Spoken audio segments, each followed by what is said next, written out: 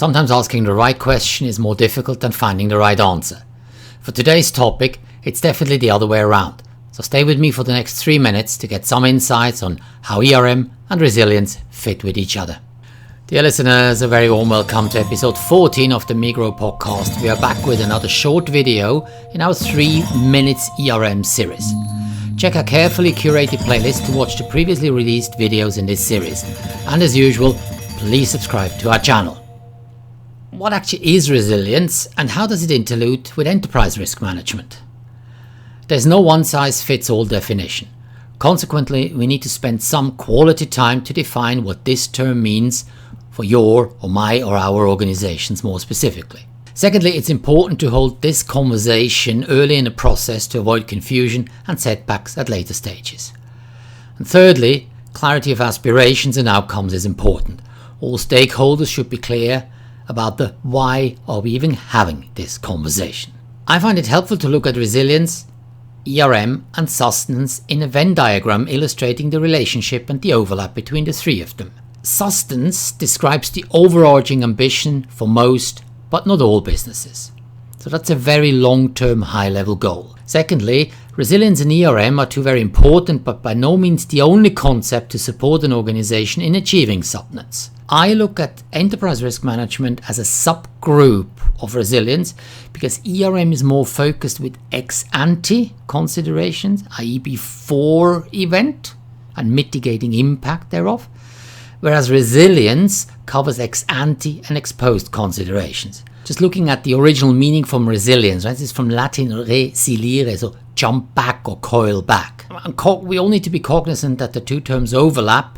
Hence, a commonly agreed definition as an outlined earlier on in the process is very, very important. So a bit more specifically, a resilient organization has developed, practiced, and is constantly improving the necessary hard skills. Hard skills in this context largely means processes, procedures, and continuous learning and improvement. These skills are rehearsable, if such a word actually exists in English. Importantly, a resilient organization possesses a range of key soft skills. In this context, I'm referring to flexibility, creativity, commitment, and a high level of staff engagement. It's very difficult to rehearse such skills. They're probably best nurtured as part of the overall company culture. I've been thinking about an example to illustrate the above. Ultimately, I decided to use an analogy from sports because sport is a topic that most of us can either actively or passively relate to rather easily. So classic risk management in a sports context encompasses considerations such as avoiding injury through proper training and appropriate resting, the use of adequate equipment, post-strain routines such as massages, physiotherapy, you practice in a suitable environment, just to name a few. Resilience, on the other hand, answers the question, how do I get back to competition, preferably even stronger as a stronger athlete than before, after an injury? So it's immediately evident that resilience in this context is not business continuity management.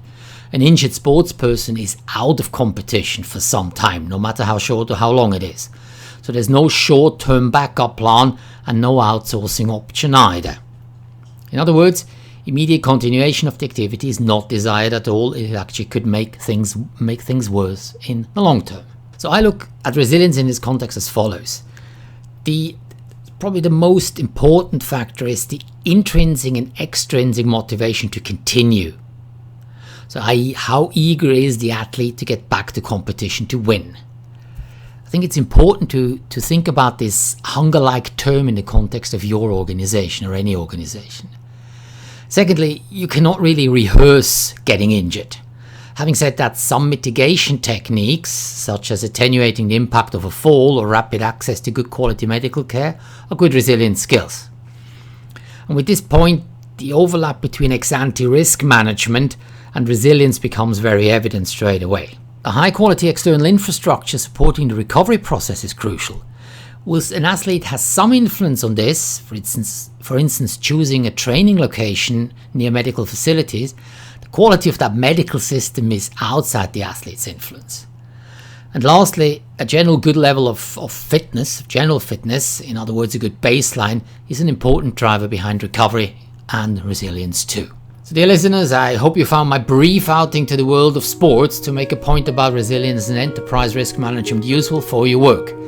In case you'd like to understand more about resilience, reach out to us via the Megrow website on the www.megrow.asia. In the meantime, stay safe, enjoy whatever you're doing, and we'll see you soon at the next episode of the Megrow podcast.